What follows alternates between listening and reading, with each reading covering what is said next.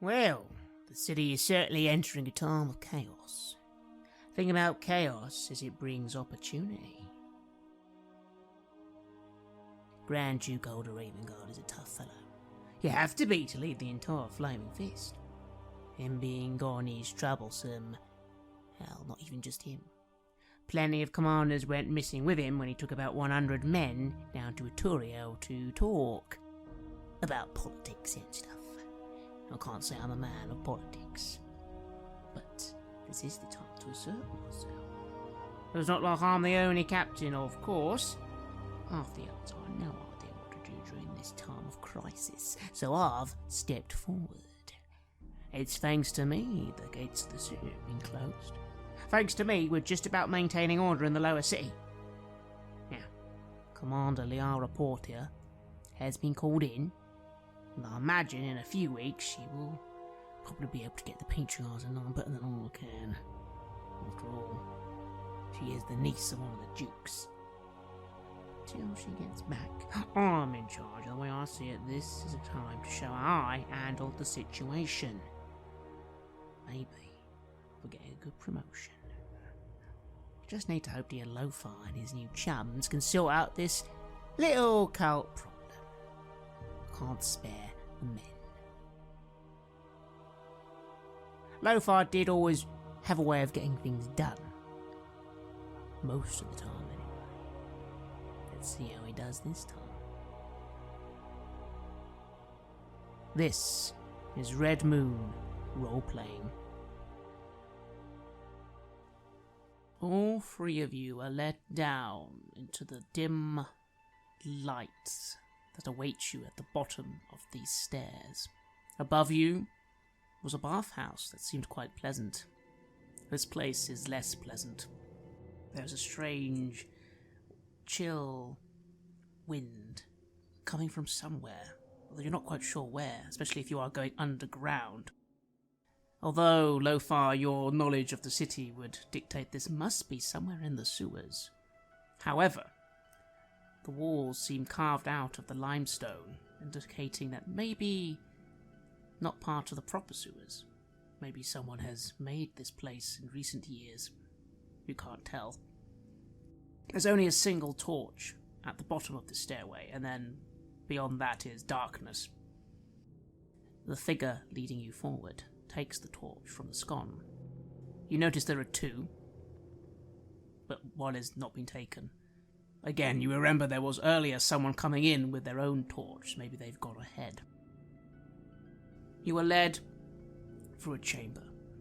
The chamber leads to a tunnel.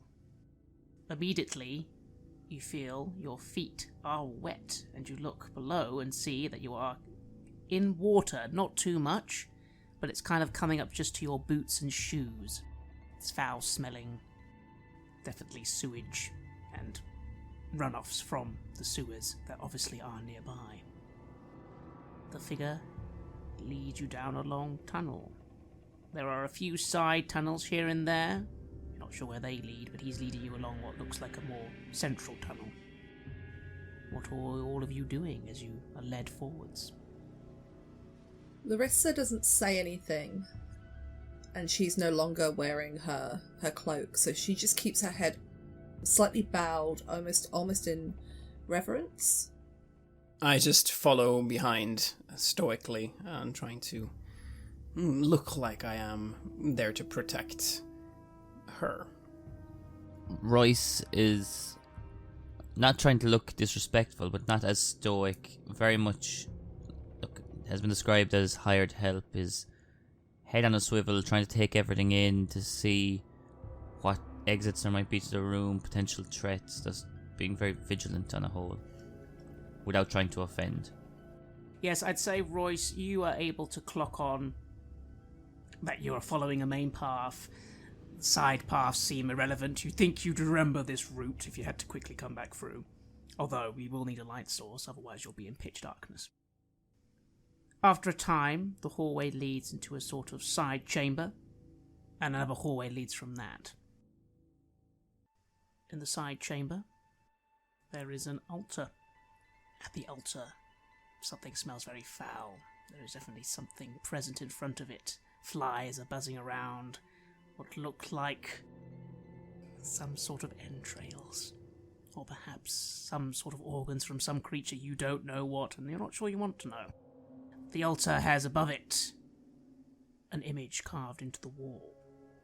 This is an image of a skull leering out, surrounded by various what look like drops of blood or liquid, surrounding it almost in a circle motif. The figure steps by it for a moment and looks towards you, Larissa. Before we go on, won't you pay homage to our Lord? Do you have anything to offer? That's what I saw in my dream. And she's going to put on that she's a little bit bewildered, keeping along that act of she has no idea what's happening. She's just come here based on what she's seen in this dream that she's made up. I don't know how to pay homage. It's very simple, child. This is only a simple altar. Maybe offer something from yourself or one of them. Will they miss a finger or two? Maybe some blood or skin? Larissa will unsheath one of her daggers, and she's unsure at this point if this is a wise idea, but it's the only way to move forward in her mind. And she'll cut across her palm. Is there a libation bowl on this altar, or is it just completely plain? It's a plain altar. These smouldering remains of whatever have been left, though, in front of it. You figure that's as good a place to pour your blood, if anything. Yeah, she'll cut her palm and squeeze her hand until a few drops fall, and then resheath it. You don't feel anything strange happen, although, of course, it hurts your hand a little to cut it. But you do notice the figure nod. That is a start. The Lord of Murder appreciates offerings given freely. Although, of course, you will need to spill so much more. We will teach you, child. We will help you spill so much in his name. Lofar, Royce, it's all getting a little unpleasant down here, but it seems to be working what Larissa's doing. How are you feeling? Uneasy, but I try to keep up appearances, trying to seem nonplussed, seeming like this is perfectly natural, I've been through worse, that kind of approach. Indeed, and currently, obviously Gond is not the most sanctimonious of gods. His interests are more in the forge and invention, so you feel your vows are not yet being put upon. No, there's nothing valuable here, nothing uniquely created or beautiful from a technological perspective that could be destroyed by whatever will happen here. No, this is safe. Gond will not look harshly upon me for whatever happens here. I'm certain of that. What of you, Royce? Royce is uneasy with the potential for danger, but in terms of the blood sacrifice he's seen from his time in fighting, it's a superficial cut. Larissa's hand will be fine, and a necessary action, he would have done the same. So not overly affected by the spilling of the blood. The blood spilling is finished, and the individual motions for you to continue to follow him down another tunnel. Do you so? Larissa will follow him, and she will turn to her two companions to still reinforce that, you know, they have been paid very well and therefore shouldn't be excluded from whatever happens. She will say, "Remember that whatever you see, I pay you well. And if you should choose to turn from this, there will be consequences." I nod silently. I won't be turning. I am intrigued, and I'm going to kind of turn to the lead cultist just to kind of emphasize that I'm interested to hear more, and I want to learn about this lord, this god. The cultist briefly looks to you as it moves on, saying, "Oh, you will learn much. All free, of course, though we are here for Bhaal. His allies are important to us as well. All free together, we can draw strength to bring ruin onto all those who stand against us." Show me more. He leads you on through a few more chambers. At one point you pass by a tapestry, old and decaying, showing the image of something quite unpleasant. 4 faceless figures ripping apart a 5th figure who seems to be screaming in agony as he is dragged into a pile of corpses. You pass this tapestry and through a door.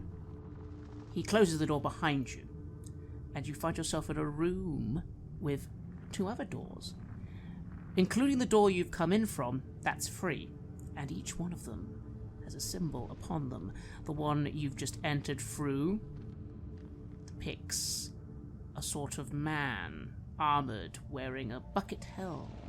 His right gauntlet is painted black, and he clutches a set of shackles. Then the one just ahead has again the same symbol you saw earlier, although there's a bit more here. There's a man with a skull head, with long curved blades representing his hands. And finally, there's another door, bearing a cloaked individual with skeletal hands, one of those hands clutching a screaming human skull. He leads you towards the eastern door. That's the one just next to the one you came in from, which is the one that has, you think, the symbol of Bhaal, and leads you through it, opening it. Do you follow? Larissa will step forward, but she'll ask, "The other door, where does that go?" "None of your concern for now. Merely a crypt where some of those of Myrkul like to dwell." I see. Yes. But come. We are almost there. My superiors wish to talk to you all. And he leads you forward down this corridor that seems to very soon lead to a big chamber. Do you all go through?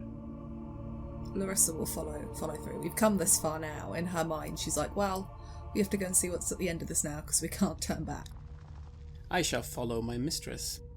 You are led to a much larger chamber. This room is a little flooded again, and braced with floor-to-ceiling wooden beams. You've noticed a few of those actually as you've passed by. It seems that quite a few wooden beams have been put up to sort of support some of these tunnels you're going through, implying maybe they're not all as stable as an official craftsman would have made them. You enter a room with another great altar. This one's a little larger, though, than the one you came from before.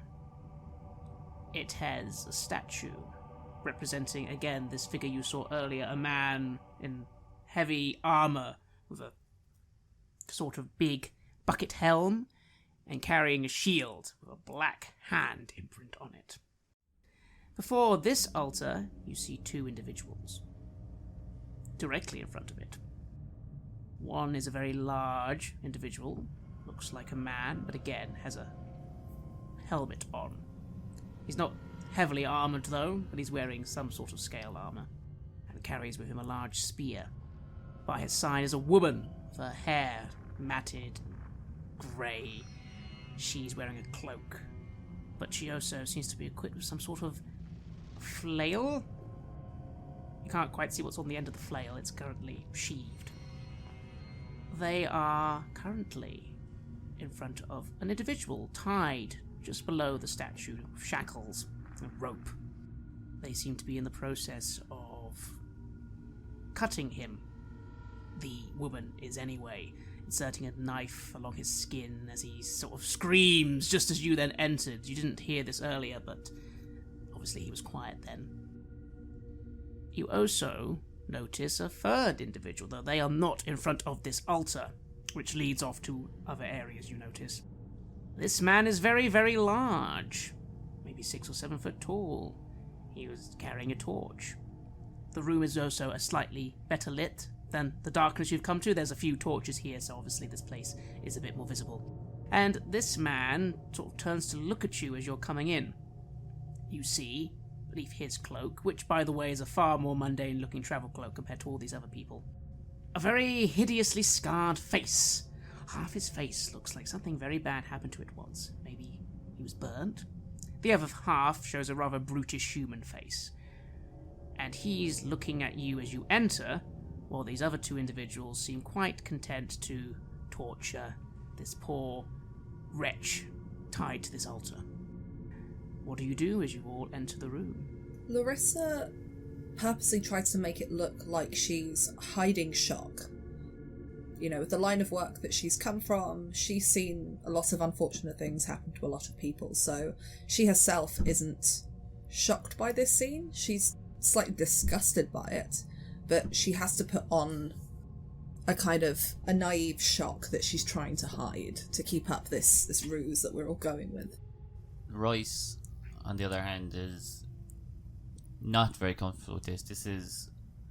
He's okay with people having signed up to fight, to have, he's seen some brutal things, but this person didn't ask for this or didn't volunteer to put themselves at risk of this. So he's not very comfortable with the situation, and he's looking to somehow speak with his allies here. Maybe try and get them off to the side to conversation under their breath if possible. If he sees an opportunity, he'll go for that. And Lofar? I study the room and I try to identify then who here is the leader. Who is it that is behind all this? The ones who are doing the sacrificing look like they're really just focused on that. Is it this burned man then? Is he the one who is in charge? Roll me an insight check. 16. Well, you definitely, obviously to you, notice he definitely looks different from everyone else. He is not covered in dark and pleasant robes. He's not wearing flails and helmets. He just looks like a normal person. Mind you, quite an intimidating person. He's very big, and you can see maybe that he has a great club on his person. He's also the only one who's looking at you looking a little confused. Sort of like assessing you as you enter, while the other two haven't noticed yet. Although, as you've all entered, the figure who's been leading you does announce, "Masters, we have some guests. I have brought them to you, so you can judge for yourself whether they are here to serve our great masters, or here to serve our great masters." And at this, the woman looks a little towards you, although she still takes a moment to take that knife and just jab it into this man again, who weeps in pain. He has been cut many times, and his blood is spilling everywhere. You're not entirely sure how much more he can bear. He doesn't look like a strong man at all. He looks like quite a young man. And the big male figure comes forward. "Ah, you have come to offer yourselves in service either way to the great gods of tyranny, murder, and death." I came because I had a dream of the Lord of Murder and of the building upstairs. A week or two maybe ago, I've been making my way here to the city, to this building, to try and find out what these dreams were about. I'll admit, I'm still not sure what is going on. I was hoping somebody could help. Help? Oh, we shall help you, child. We certainly shall. Of course, I hope this is no trick, no deceit. Otherwise, all three of you will die here. But I'm sure that is not the case. He begins to laugh, finding this all very amusing. The woman is watching, but doesn't seem that interested in you. And now you notice the person who's led you this far has just sort of gone behind you just to stand at the exit. But again, says nothing now. I don't understand the dreams that I had. I don't understand why I was called here by them. As the large, slightly armoured figure steps down from this altar, you notice the other man, the very tall, big, looming man, sort of remark, "You, getting in new recruits? You didn't tell me anything about new recruits." "We did not know either, my friend. But they have come? Perhaps it's not your concern." "Aye, yeah, I don't see it being my concern. You lot do your thing. Alright." And this individual still looks at you a bit suspiciously, the scarred-faced man, but he is beginning to then exit the area. He seems to not want to have anything to do with whatever you are now going to do. Please, I have to ask, who are you all? I didn't see you in my dreams. I just saw the building above. I am Myrkul, Iron Consul of Bane. I serve the Lord of Tyranny.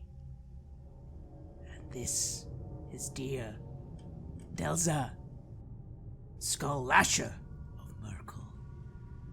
There are many of us here, child, of course, but that is who you are speaking to now, and if you wish to join us, as your dreams have guided you to us, we of course welcome all willing to serve. You are here to serve, aren't you? I don't know. I don't know what those dreams are about. Worry not. We will soon find out. You will be serving one way or the other. At this, the woman cackles a little to herself. The man, by the way, who's been brutally tortured, kind of just sort of looks at you. For all the pain, it was hard for him to notice at first, but he has now kind of registered you're here. Help me, please. I'm wealthy. I have so much money. My parents will pay so much money. Please, kill them and get me out of here, please. Your wealth is of no concern to me, sir. The woman slaps this young man across the face, and he whimpers as she sort of draws the blade to his throat and just stops. Meanwhile, Royce, you keeping an eye out, you've noticed this big scar-faced man has had enough, and he's starting to head off past this altar towards another area of darkness. You notice him then put his torch aside. He sort of puts it out in the water and then goes through into darkness, and then you can't see him anymore. Okay, and he was a human man? He was, yes. And this isn't the same door that we noticed before with the Bhaal symbol and all that stuff? No, this is, so that's behind you, this is forward. You're in this large chamber, but it's not a perfect square chamber, it's more like a chamber built into the sewers. And beyond the altar, you can see what looks like an exit, but you can't see any, it's all in darkness. You notice him go forwards, put his torch out in the water that's flooding the area, and for some reason go into the darkness without a torch, and now he's gone. So as this is happening and the sacrificee, I guess, is talking to Larissa, I'm going to kind of lean towards Lothar and say, how long do we keep up this ruse? At what point do we deal with this cult as we've been tasked? I think the time is now, right? I agree. I'd follow your lead. And I look to Larissa when she finishes talking, and I put my head to the side, and as if asking, now? She will give you a look that's kind of agreement, but there's pause in it. There's almost a look of somebody who's hasn't quite maneuvered into position yet, but it's nearly there. I nod, and I await. Larissa will look at the woman. Sorry, what was her name? Delza? Delza is what you've been told. Larissa walks towards her and this captive, and she kind of kneels in front of him, studying the cuts and the lacerations that he has. Does this look like torture for the sake of torture, or does this look like there is a ritualistic aspect to it in terms of where he's been cut or how deep he's been cut? You don't need to roll to see it's torture for the sake of torture. It's just horrible, unpleasant cutting and cutting to bleed him out. You don't think there's any general ritual here. At least, if there is, it's a very obscure, strange one. She looks towards Delza and says, I was told that I would have to spill blood in order to prove myself. Would you allow me to do so now? I certainly would. She hands you the knife she had, although you notice one hand does just settle on her flail. But she steps aside, and the man goes, Indeed, if you are willing to serve, you can start now, end this miserable wretch's life, and send him to your lord of murder. Is this blade, is it a dagger, or is it like a ritualistic, heavy blade? A simple dagger. Larissa will step behind this man, grabbing him kind of by the hair to expose his throat, and holding the dagger, she'll look at her companions, and just as she goes, it looks as if she's going to slice him. She flips it in her hand and throws it, aiming it straight at Delza as she nods at the both of them, knowing that they are ready. So your surprise attack shall go first. Roll your attack roll. And I believe it will have your sneak attack bonus, as it is a surprise attack ambush. Yes, 19 total there. Wonderful. Your dagger flies from your hand swiftly straight towards her. Roll your damage with sneak attack added. So that is 5, 6, 7, 8, 9 total piercing damage. Your dagger flies forward and hits her square in the chest. She recoils, screeching this horrible older woman sort of crackle from her throat, even though she doesn't look that old. Maybe she is. And grabs her flail, starts unfurling it. The flail at the other end has this strange glowing skull with green eyes. The other individual looks to you, Lothar, and Royce, sort of tilting his head. He doesn't, again, you can't see his face because of this plated helm. He doesn't sound too disturbed, though, as he says, Ah, you will serve another way. Fine with me. And draws his spear. You also notice the person behind you getting their daggers out. Battle has begun. Please roll initiative, everyone. 20, but not natural. 16. 13. So, Larissa, you are very quick in these situations. You've got a quick first attack off. It is your go again. What do you do? So how many...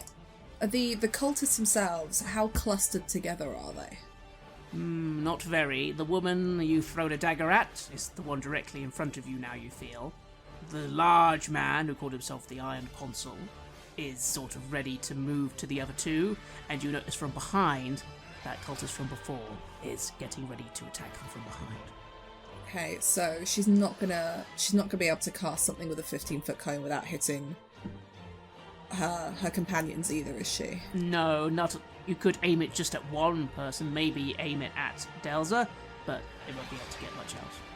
Is there anything in the room that's flammable that would catch if she aimed it at her? Like tapestries on the wall or... No, if anything, half the room is flooded and there's lots of wooden beams everywhere, but this room's quite large, so the statue, but could you push that over? It looks quite heavy. No, you don't think there's any... The terrain here isn't too favourable for anything you could think of.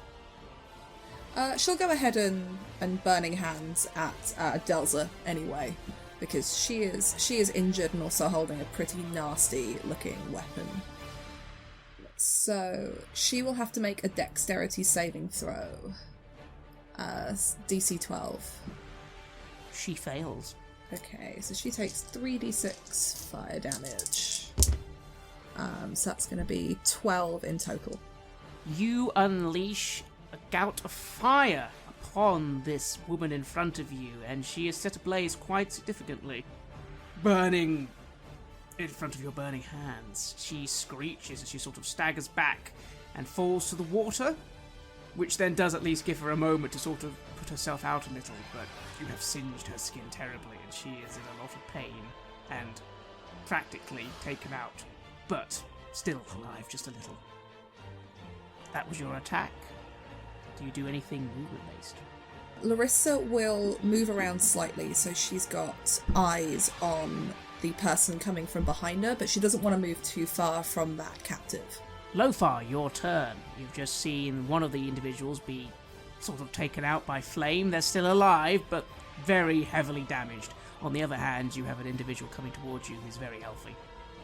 And I draw my my warhammer, and I do not go to immediately strike, but rather I raise up my voice and I say, "This is your only chance to end this.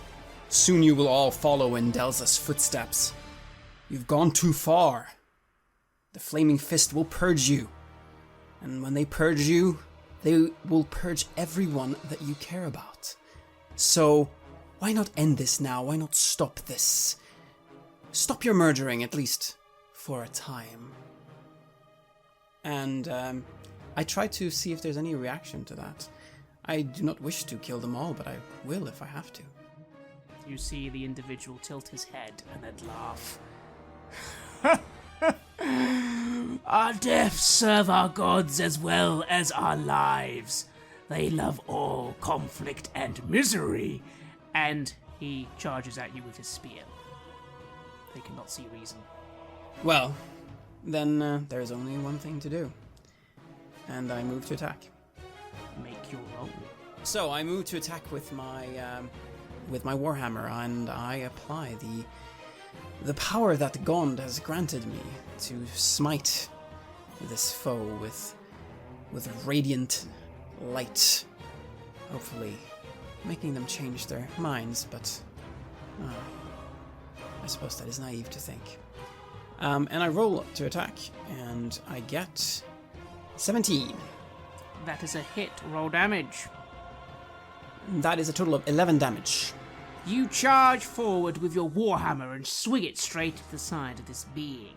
He grunts and takes the blow, but you infuse it with holy energies, and it definitely leaves an impact on his side as he grunts in pain and begins to bleed. Is that the end of your turn? That it is. Royce, it's your turn. What do? You've seen your companion Lothar jump to this person. He's got a good hit in, but this individual seems like he's taken it. The other individual, the woman, is looking far less good. You do also have someone coming from behind you, but you notice maybe they are pausing. What do you do? I'm going to run so to the man in the helm who looks like he's more of an immediate threat. I'm going to run up beside him and just unleash a flurry of blows into the body, just unleashing a combination of strikes to try and slow him down. Do you, as you approach, do you go straight for the fists, or are you also using your club as well? Just the immediacy of the situation and just muscle memory. He's going to run up and just unleash a combination with his fists to the body. Wonderful. Make your rolls. First roll is 18 plus 5, 23. Second is 19 plus 5, 24. And a crit 20. You run forward and take advantage of Lothar getting that good swing in on him, and you just unleash a flurry of blows. Please roll your damage. It's 21 damage total. You move forwards and your speed is incredible. Lothar, you're quite impressed yourself. You got in a good hit, but this Royce just has so many different hits coming in. Each one maybe didn't do that much damage, but the amount that they are, this guy is almost staggered back as you just lay into him. He's still standing, but he was not expecting that assault and is clearly winded for a moment as he sort of falls to a knee. He laughs, but it sounds like the laugh of a man who clearly no longer thinks he's going to live very long. At this, you notice the third figure that was coming up behind you kind of then pauses, kind of just retreats back the way you came into the darkness. Meanwhile, Delza, sort of staggering up from the water, raises a hand toward you, Larissa. You will join us. Your bones will litter the grounds for Myrkul. she unleashes a ray of some kind from her hand, and it strikes you dead in the chest. You take 9 damage, and then please roll a constitution check. 18. You feel this horrible wave of negative energy sort of strike you dead in the chest. It's painful. But you feel a strange sort of unpleasantness try to spread, but maybe it's your infernal heritage, but you kind of feel it doesn't. You can deal with this. You can hold it off, and that is all that happens. Meanwhile, the individual, the Iron Consul, sort of meets you, Royce, seeing you as the greatest threat, and raises his spear in anger as he tries to swing at you. However, his swing goes wide as he staggers. He clutches his side. You think he must have broken several of his ribs. Larissa, it is your turn. The fight seems to be going in your favour. They're still alive, but nearly dead, you feel. Is there any chance that after her last attack, so I've just realised I have Hellish Rebuke, which is a reaction. You do. Could I have used that before, like, this new round starts? Certainly can. Thank you. So they have to, she'll have to make a dexterity saving throw, as after this, she takes its attack. Her eyes flicker from this black very quickly to a white as she just casts her hand out, just in anger, and just says, "It is your bones that will litter the ground," as she lets out these hellish flames from her hand. She rolled an 11. That is a fail. My DC is 12.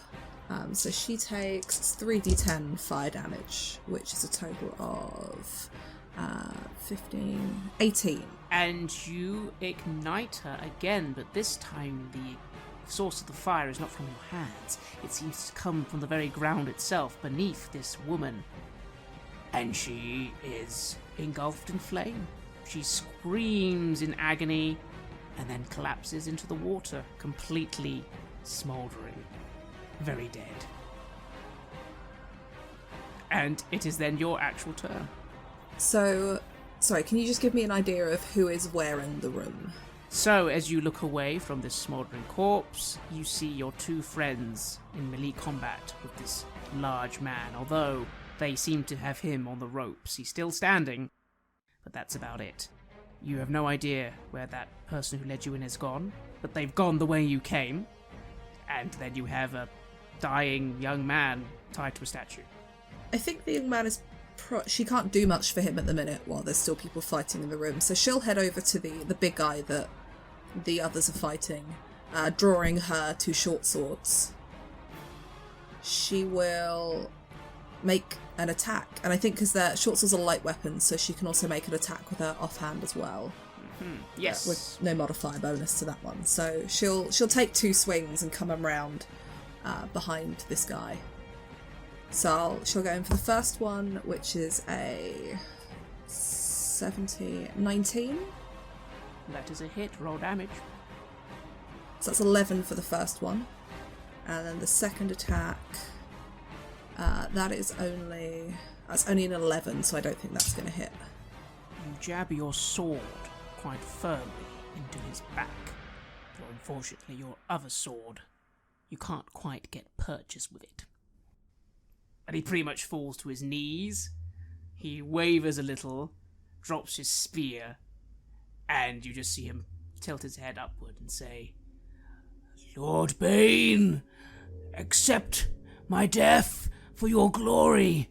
I have been bested by those of power, and that pleases you." Lothar, it's your turn, but this man is now pretty much in supplication before you. What do you do? Well, he wants to die for his god. Indeed he does. I'm not going to grant him that. I'm going to bring him to justice. I begin preparing to tie him up. Do you have some rope on you? There is something in here, right? They have people tied up to... Yes, actually, this is true. So I use shackles or rope or whatever it is that they have here, and I begin readying this man for bringing him to justice.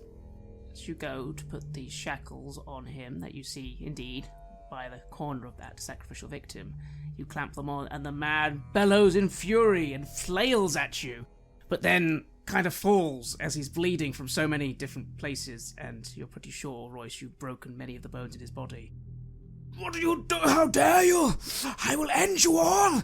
Your souls I will devour! I look forward to that, I say, nonplussed.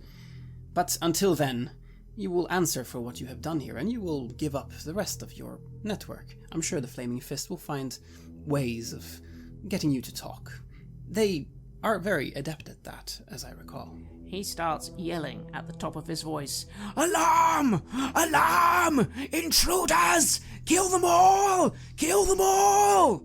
I move to shut him up by putting something in his mouth, like a piece of wood or whatever, just something to knock him out.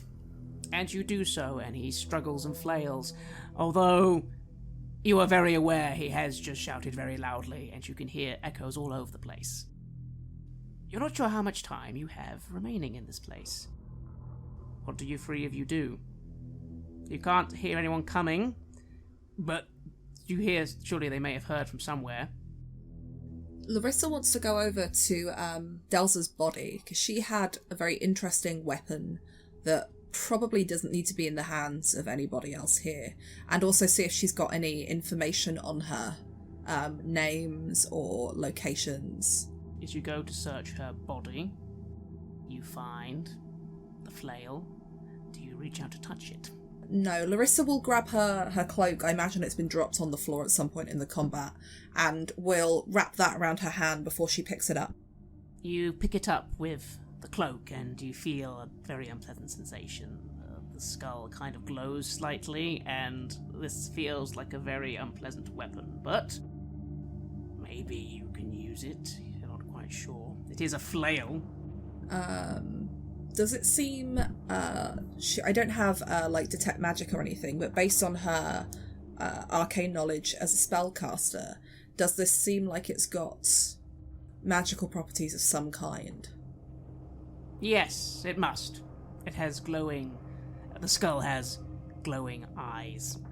Although they kind of seem to have dimmed a little now, it's no longer being used for battle. So there definitely must be something going on here. But you probably would need a bit of a proper check.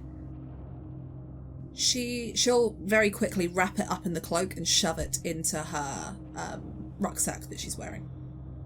And so you do. Guys, maybe we should help, because the guy who's been tortured is still tied to the altar. Where is he now? Yes, he's still tied to the altar and whimpering away as he bleeds heavily. So I'm going to... Roy's going to run over and release him from his bindings and saying, guys, have any of you got any medical history? Can I have you help this poor guy? Who are you, sir? Like, why? How did you end up here?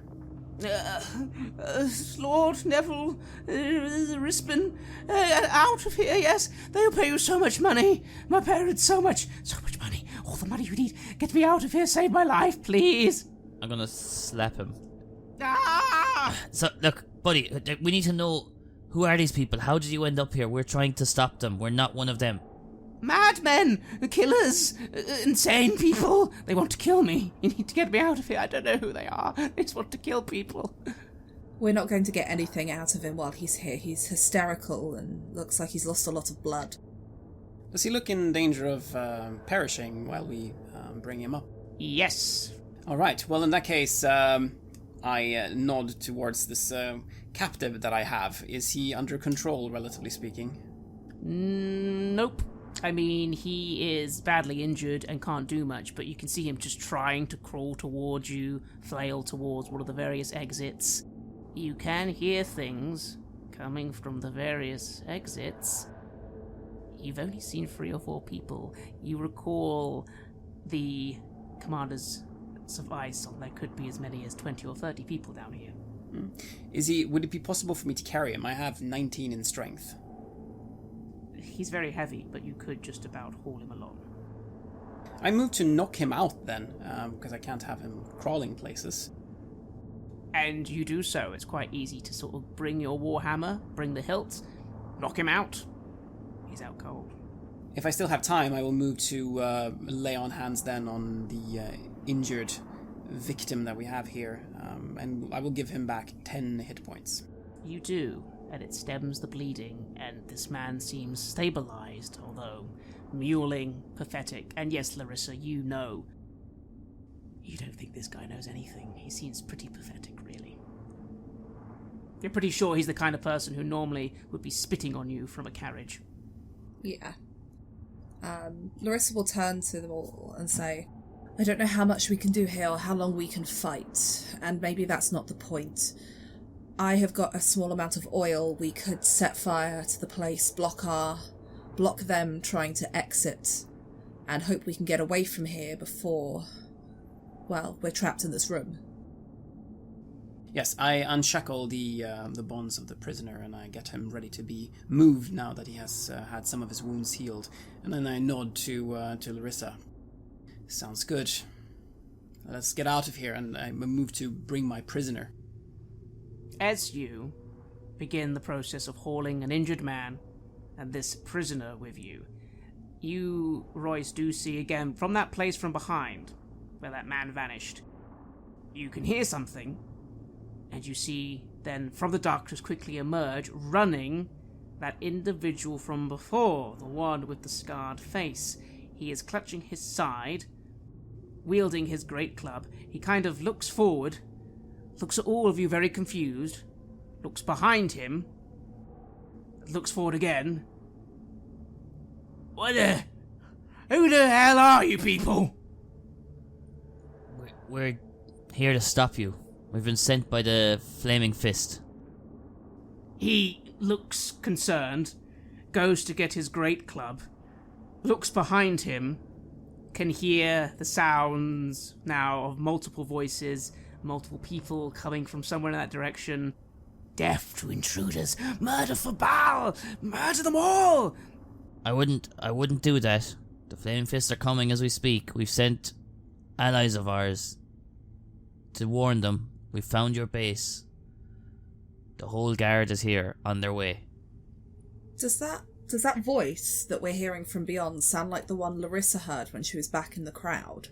No, these sound like multiple voices. Maybe there's 5, 7, 10 people coming from that direction. You also notice again, the man you can see, again, look behind him. Again, he's been wounded. He's clutching his side. He looks behind, forwards again. He looks to you, Royce. Oh, what the... You're the Flaming Fist, but... Nah, you're not. You're with Amric. You're the ones who got them to kill me. You're here to finish the job, right? You won't fucking kill me as well. I killed the others. They're coming for us. Again, he looks very confused, as if trying to assess who you are. He's looking behind. He's injured. What do you guys do? Larissa looks at him and says, if you want to live, hurry up and get on this side of the room before I set fire to the supports in here. Come on, help us get out of here. Wait, you're not gonna kill me? For Amric? If I wanted to kill you, don't you think we would have done it already? Oh, these bloody cultists. He kind of lowers his weapon and kind of begins moving towards you, but going where you said, and then looking to that entrance. And yes, what do you do, Larissa, as you look to this tunnel? Larissa will unleash a volley of her firebolt cantrips on the wooden supports that she can see in this room, in the hopes that knocking them out might collapse bits of it as we try to leave. Hopefully also destroying that god-awful statue. Well, it won't destroy the statue, as that's in the room with you. But you do begin to charge up your fireballs. You notice, as you're doing this, the scarred-faced man look a bit like, oh, hang on, that will... Oh, wait, actually, yeah, go ahead. And Royce, you kind of then think, was there a reason he put out that torch? You fire your fire cantrips towards those supports in the darkness. It's far more effective than you could have hoped, because there's a weird sizzle sound, and then something ignites in the air, and the entire corridor is filled with an explosion. You all kind of stumble back a little, as you ignited something in the air. There's a bit of dust settling, and a pause. I think you're quite surprised, because again, you were just planning to make a little fire. You made a very large fire. The corridor seems to when it lit up, by the way, reveal a large hallway that must have led to somewhere else entirely. It's not come down, but the sounds that were coming from it seem to have lessened a little. What do you all do? We should go. We can find out what was in that direction later from this one here. Agreed. Yes, agreed. You all begin to exit then the way you came. Larissa wants to ask this guy as she's moving, going, what's down that way? What caused that explosion? Well, the whole place is filled with a gas pocket. That's why we put the torches out. And is there another exit out that way, or are they trapped for now? I'll tell you everything. I'll tell you what, if you're not here to kill me, I'll tell you everything. But let's get the fuck out of here first. As we go up the steps then that lead back up to that secret door, Larissa will, on any of the wooden surfaces, anything flammable, pour some of that oil and just set that on fire too. In the hopes that even if they manage to put some of the flames out, the smoke and the bad ventilation in this place might do our job for us. Well, that's something you definitely do in passing, although it does require a bit of pausing for a few seconds. And that's why when you arrive at that final exit, you are not alone. You see, standing before you, 5 individuals. But you, Lofar, notice, just in front of them, the man you saw earlier, that weird shadowy figure, has been brutally slaughtered. These individuals stare at you. They are in these strange robes, but they do not look the same as the ones of the people you've been encountering. If anything, is there something draconic about them? There's some sort of scales, and there's a man at the front with a large scaled helm, or headdress if you will. You all sort of stare at each other for a moment. The large man with the scarred face looks a bit confused. The young man is unconscious, and you have an unconscious prisoner. A man steps forward with the headdress and looks to you, Lofar. Are you here to impede us getting back what is ours? That would depend on what you're here to get, but I do not believe so. We are here to reclaim what has been stolen by these ones. Well, they are no friends of ours, so reclaim what is yours. We want simply to leave. The figures nod and begin moving straight past you quite stealthily. They seem no longer interested in you at all now you have said you will not block their progress, and they begin to head in the direction you've come from. The scarred-faced man looks behind like, what the hell is going on? And yeah, there is nothing impeding you. You all head upwards. Can Larissa call out to them as they go past and just say, friend, who are you? The one in the headdress turns, tilts his head. I am Altis. We are here to reclaim that which is stolen from our great lady. She will just nod. Who the fuck is Ultras? Out of interest, what colour are the scales of this person's helm? They are many-coloured, almost as if symbolising many dragons. Or dragonic beings. Red, blue, black. Does Larissa understand what that symbolises? Roll a religion check. Natural 1. You have no idea who these people are. You're really tired and you're thinking, if anything, if they're going in that direction, they're fine to go in that direction.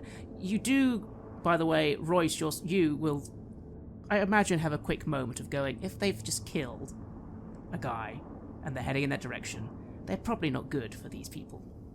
Yeah, so basically seeing that these guys, maybe not good guys, but have a common enemy, is like, look, guys, these guys are going to finish off the job we've been paid to do. Let's get out of here. Let's return this Lord guy to whatever shithole he came from and pick up our money from the Flaming Fist. Yes. Agreed. Let us go. And you make your way upstairs to the bathhouse once again and find yourself out on the street. It's at this point that the man with the scarred face looks at you, sort of remarks, right, well, goodbye, and begins trying to walk off. Larissa will very quickly try to head him off with her short swords drawn and, like, pokes one into his chest, like, you're not going anywhere. We saved your life, so you're going to tell us what's going on down there. Otherwise I can unsave it pretty quickly. Fine. And the man stands still now as you hold your short swords close to his chest. And so, you find yourself on a dimly lit street in the middle of the night, with one hostage, one unconscious prisoner, and one heavily wounded young man. From within the bathhouse, you're pretty sure you can just hear very dimly the sounds of some more conflict happening below, and the sounds of screams.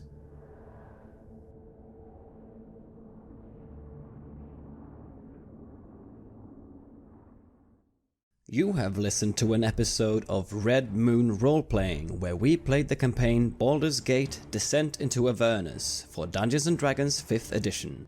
We were joined by Virginia Page, who is Tabletop Horde on Twitter, and Owen Fáilbhe from the How We Roll podcast. We would like to extend our thanks to our friends at Wizards of the Coast for all their support in getting us the material early and for helping more people discover the show. The music was made by Halgrath, Aegis Sonus, Atrium Carceri and Herbst9 and was used with permission from their label Cryochamber.